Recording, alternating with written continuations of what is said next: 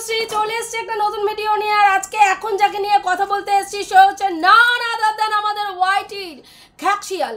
তো খ্যাকশিয়ালের ভিডিও দেখলাম এবং সেখানে খ্যাকশিয়ালের বক্তব্য যে সুতপাকে নিয়ে একটা ভিডিও করেছে। তোমরা জানো ওর মেন এবং প্রধান কন্টেন্ট এবং একমাত্র কন্টেন্ট হচ্ছে সুতপা। যত কিছু যাই কিছু হোক না কেন সব কিছু ঘুরে ফিরে এসে ওই সুতপার দিকেই আঙুল তোলাটাই হচ্ছে ওর কাজ। তোমরা কালকে দেখেছো বিশিষ্ট একজন প্রাক্তন অভিনেত্রী বিশেষ টিপ্পনি কেটেছেন সমালোচকদের নিয়ে। সুতপাকে নিয়ে নয় কিন্তু সমালোচকদের নিয়ে উনি আঙুল তুলেছেন এবং সমালোচকদের কটাক্ষ করে উনি সমালোচকদের উগ্রপন্থীর সঙ্গে তুলনা করেছেন এবং জঙ্গি গোষ্ঠী একটি বিশেষ জঙ্গি গোষ্ঠীর সঙ্গে আমাদের সমালোচকদেরকে উনি কিন্তু তুলনা করেছেন। সেই জায়গায় দাঁড়িয়ে ও সমস্ত সমালোচকের কাছ থেকে ঘুরিয়ে নিয়ে ও চলে গেছে সুতপার উদ্দেশ্যে এবং বলতে চাইছে উনি সুতপাকেই এই কথাটা বলেছেন এবং সুতপার জন্য আজকে সমস্ত ইন্ডিয়ার মানুষের মাথা নিচু হয়ে গেছে, হেট হয়ে গেছে। আমরা ইন্ডিয়ান হিসাবে লজ্জিত, কারণ কি বিদেশে যিনি বসে রয়েছেন একজন বিদেশি। আচ্ছা, তোকে আমি একটা প্রশ্ন জানতে চাই, যিনি বিদেশে বসে রয়েছেন প্রাক্তন অভিনেত্রী, উনি কি ইন্ডিয়ান না বিদেশিনী? উনি কি বিদেশিনী না ইন্ডিয়ান? উনি ইন্ডিয়ান আমাদের এই কার্যকলাপের জন্য, সুতপার কার্যকলাপের জন্য ইন্ডিয়ান হিসেবে লজ্জিত হচ্ছে, তাহলে তো ওনারও লজ্জা পাওয়ার কথা। আজকে ওনার কাছে, ওনার মতন বিদেশিনীর কাছে মুখটা নিচু হয়ে যাচ্ছে। আরে ভাই, উনি ইন্ডিয়ান, উনি বিদেশি নন। উনি বিদেশে থাকতে পারেন কিন্তু উনি ইন্ডিয়ান, সিটিজেনশিপ ওনার ইন্ডিয়ানই রয়েছে।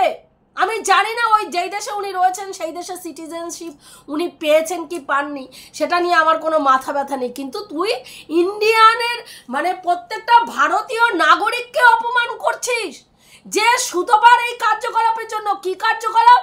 না সত্যি কথা বলছে, চাটুকারি করছে না, দলবাজি করছে না, কারো তলা চাটছে না, কাউকে অয়েলিং বাটারিং করছে না। তার জন্য ইন্ডিয়ার মানুষকে লজ্জিত হতে হচ্ছে, মাথা নত হয়ে যাচ্ছে। বাইরের দেশের লোকদের কাছে আমাদের ইন্ডিয়ার মানুষের ভাবমূর্তি নষ্ট হচ্ছে, মাথা নত করতে হচ্ছে। কি কারণে? ভাই সত্যি কথা কেউ একজন বলছে না। একজন ক্রিয়েটার, একজন ব্লগার, সে তার দৈনন্দিন জীবন দেখিয়ে লাখখানিক টাকা মাসে মাসে ওয়াইটি থেকে ইনকাম করেন, 1-2 পয়সা ইনকাম করেন না। যেখানে বহু মধ্যবিত্ত, নিম্ন মধ্যবিত্ত পরিবার আছে যারা 10-12 হাজার টাকায় তাদের কোনো রকমের জীবনযাত্রাটা চালায় বাচ্চা নিয়ে। সেখানে মাস গেলে 1 লাখ টাকা ইনকাম যেই মায়ের, সেই মা অত্যন্ত দরিদ্র, হ্যাঁ, এবং উনি অসহায় একজন মহিলা। তিনি তার বাচ্চার ট্রিটমেন্টের জন্য ওয়াইটির মার্কেট থেকে টাকা তুলেছেন। ভালো কথা তুলেছেন, তার বাচ্চার ট্রিটমেন্টের জন্য টাকা দরকার ছিল, তিনি ট্রিটমেন্টের জন্য টাকা তুলেছেন। তিনি বিএমটির নাম করে টাকা তুলেছেন, কিন্তু সেই বিএমটির নাম করে টাকা তোলার পরে উনি সিদ্ধান্ত নিয়েছেন না ভাই বিএমটি আর করব না, আমি এবার কি করব, আরও বিএমটির থেকে কম খরচায় কি ট্রিটমেন্ট আছে সেই ট্রিটমেন্ট আমি করাবো। কিন্তু উনি মানুষের কাছে চেয়েছিল বিএমটির জন্য টাকা। এবার সেই জায়গায় দাঁড়িয়ে মানুষ যখন প্রশ্ন করেছে বিএমটি জন্য টাকা তুলে কেন তুমি বিএমটি করাচ্ছ না, কেন তুমি এখন সাধারণ মানুষের পয়সা নিয়ে অন্য ট্রিটমেন্টের কথা বলছো? এবার ও বলছে, শিয়াল বলছে, আরে ভাই ট্রিটমেন্ট তো করাচ্ছে, ফেলে তো রাখিনি, মানুষের টাকা নিয়ে ট্রিটমেন্ট করাচ্ছে। আরে ভাই ট্রিটমেন্ট তো অনেক রকম হয়, অনেক রকম প্রসেসে ট্রিটমেন্ট হয়, কম পয়সায়ও ট্রিটমেন্ট হয়, আবার লাক্সারিভাবেও ট্রিটমেন্ট হয়, আবার নিম্ন মধ্যবিত্ত শ্রেণীর মানুষেরও একই রোগের ট্রিটমেন্ট 3টা শ্রেণীর মানুষের ক্ষেত্রে 3 রকম হয়। যে দিন আনে দিন খায় মানুষ, তার ট্রিটমেন্ট একই রোগে একরকম হয়। ধর কোনো মানুষের কোনো মানে দুরারোগ্য ব্যাধি হয়েছে, ক্যান্সার পেশেন্ট, ধর ক্যান্সার পেশেন্ট একজন, তার যে নিম্ন মধ্যবিত্ত নয়, দিন আনে দিন খায়, যেই মানুষটার ক্যান্সার হয়েছে তার ট্রিটমেন্ট একরকম হয়। যে নিম্ন মধ্যবিত্ত তার ট্রিটমেন্ট আরেক রকম ভাবে হয়।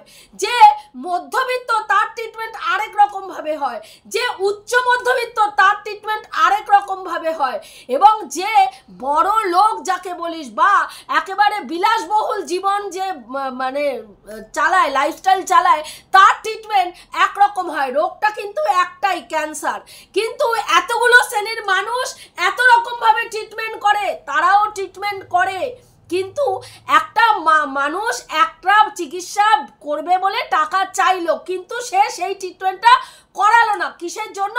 না তার সেই টাকাটা ওঠেনি। সে জায়গায় দাঁড়িয়ে কেউ যদি প্রশ্ন করে কেন তুমি নিজের থেকে কিছু ব্যবস্থা করলে না, 12,27,000 টাকা তো তোমার উঠেছে, বাকি টাকাটা কেন তুমি জোগাড় করার চেষ্টা করলে না? বাকি টাকাটা কেন তুমি কোনো সংস্থার সঙ্গে যোগাযোগ করে থ্যালাসিমিয়ার পেশেন্টদের জন্য যেই যেই ফ্যাসিলিটিগুলো দেওয়া হয় তাদের সঙ্গে যোগাযোগ করলে না? কেন তুমি এই ট্রিটমেন্টটা করার আগে সেকেন্ড ওপিনিয়ন নিলে না? কেন তুমি সেকেন্ড ওপিনিয়নের নাম করে গিয়ে সেখানে এই ট্রিটমেন্টটাই করাবে ঠিক করে সমস্ত কিছু করে নিয়ে আসলে? তাহলে তুমি ওই প্রসেসটাই অ্যাপ্লাই করবে, তোমার ঠিক ছিল, তাহলে তুমি মানুষকে মিথ্যা কথা কেন বললে? এই কথাগুলো যদি বলা হয়, সে কি করে দেশের মুখ নিচু করে। তার জন্য অন্য অন্য দেশের কাছে, অন্য দেশের লোকদের কাছে, মানে ইন্ডিয়ান যারা প্রবাসী ইন্ডিয়ান, তাদের কাছে লজ্জিত হতে হয়, লজ্জিত হতে হয়। সত্যি কথা বলতে গেলে ভাই, যদি লজ্জিত হতে হয় তাহলে ওই রকম মনুষ্যত্ব থেকে লাভ কি? যেই মনুষ্যত্বতে সত্যি কথা বলা যায় না, মেরুদণ্ডহীনের মতন বেঁচে থেকে লাভ কি? যেই বেঁচে থাকাতে সত্যি কথা বলা যায় না, ন্যায়কে ন্যায় বলা যায় না, অন্যায়কে অন্যায় বলা যায় না, শুধু চাটুকারিতা করতে হয়, শুধু অয়েলিং বাটারিং করতে হয় সকাল থেকে রাত্রি পর্যন্ত। প্রত্যেকটা সমালোচককে উনি আজকে জঙ্গি গোষ্ঠীর সঙ্গে তুলনা করেছেন। সেখানে বসে গেলি তুই সবাইকে বাদ দিয়ে সুতোপাকে ধরে টানাটানি করতে, কারণ তোর তো এছাড়া কোনো উপায় নেই। তোর মতন জানোয়ার তুই একজনকে বেঁচেই খেয়ে বেঁচে আছিস, একজনের হাড় মাংস রক্ত সমস্ত কিছু খেয়ে তুই বসে আছিস সেই ওয়াইটির মাঝখানে। আবার তাকে আজকে বলছিস ওর কাছে সেন্স, ওর কোনো সেন্সই কাজ করে না ম্যাডাম, ওর কোনো সেন্সই কাজ করে না। ওর একটাই সেন্স কাজ করে, কোন মহিলারা নোংরামি করলো তাদেরকে প্রোটেক্ট করা, এই সেন্সটাই কাজ করে। কে কার বউকে নিয়ে পালিয়ে গেল, কে কার স্বামী ছেড়ে চলে গেল, কে বাচ্চা রেখে চলে গেল, এইগুলো নিয়েই ওর মাথা ব্যথা। ওর কোনো সেন্স নেই। ও যদি সেন্সেবল হতো তাহলে এই সেন্সিটিভ ইস্যুটাকে উঠাতোই না। তাহলে তোর বক্তব্য অনুযায়ী একজন সোশ্যাল মিডিয়া থেকে লাখ লাখ টাকা ইনকাম করছে, করে যাক। সে মানে একটা বাচ্চাকে, তার নিজের বাচ্চাকে শিখণ্ডী হিসাবে দাঁড় করিয়ে রেখে পয়সা ইনকামের একটা জারিয়া তৈরি করে সে সাধারণ মানুষকে ঠকিয়ে টাকা ইনকাম করবে। সেখানে কেউ আঙুল তুলবে না, সেখানে যে আঙুল তুলবে সে হয়ে যাবে নরপিশাচ, মানুষরূপী নরপিশাচ। তুই সুতপাকে বলছিস ও হচ্ছে মানুষরূপী নরপিশাচ।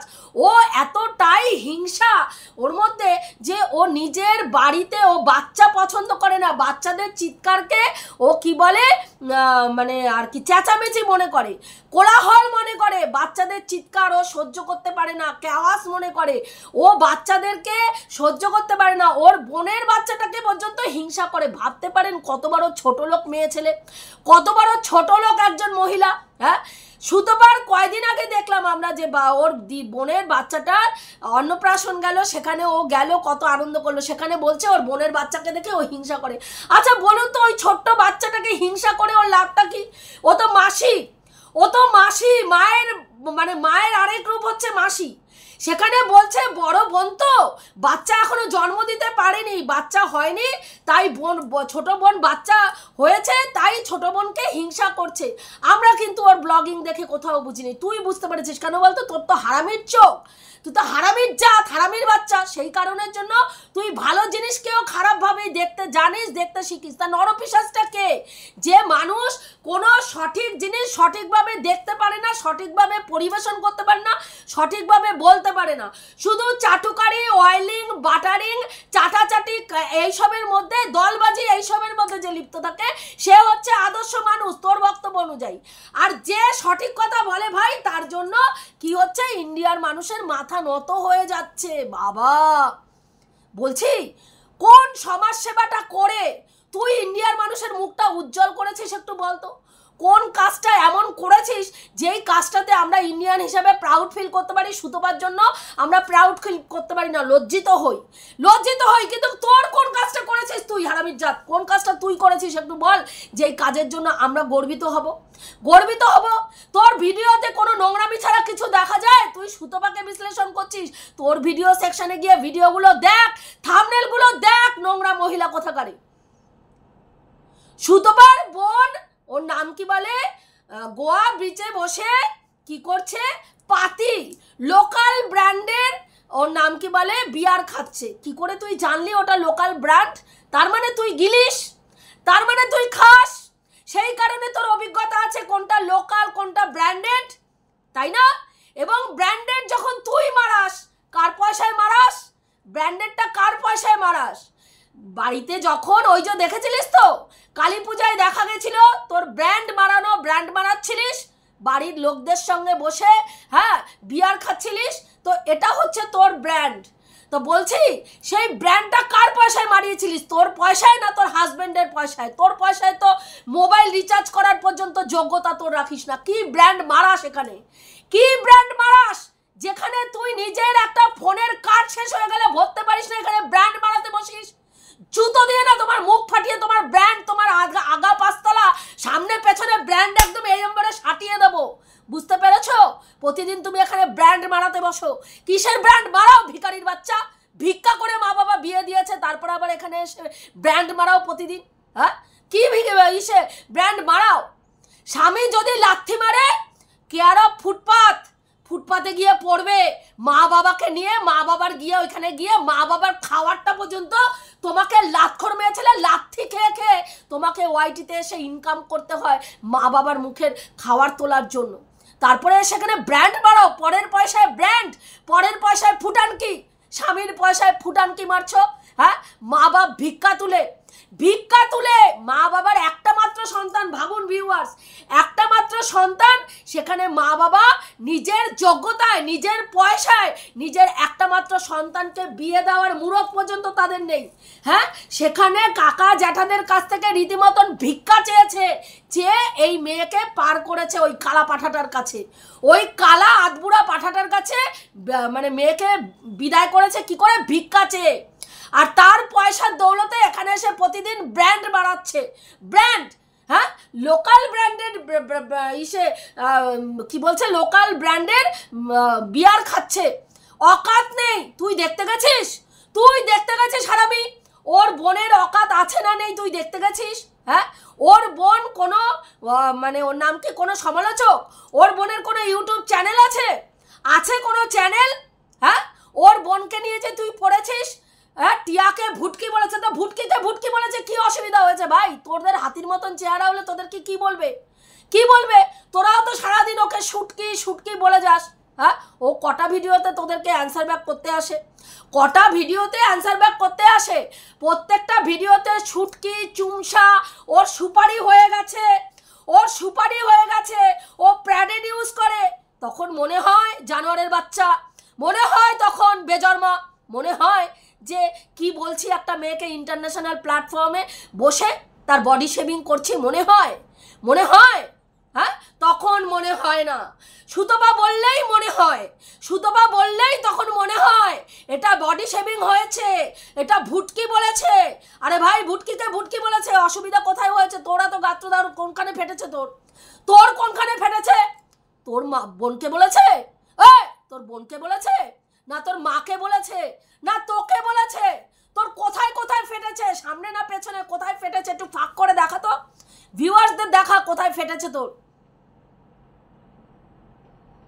অসভ্য জানোয়ার, এখানে ভণ্ডামি মারতে বসেছো।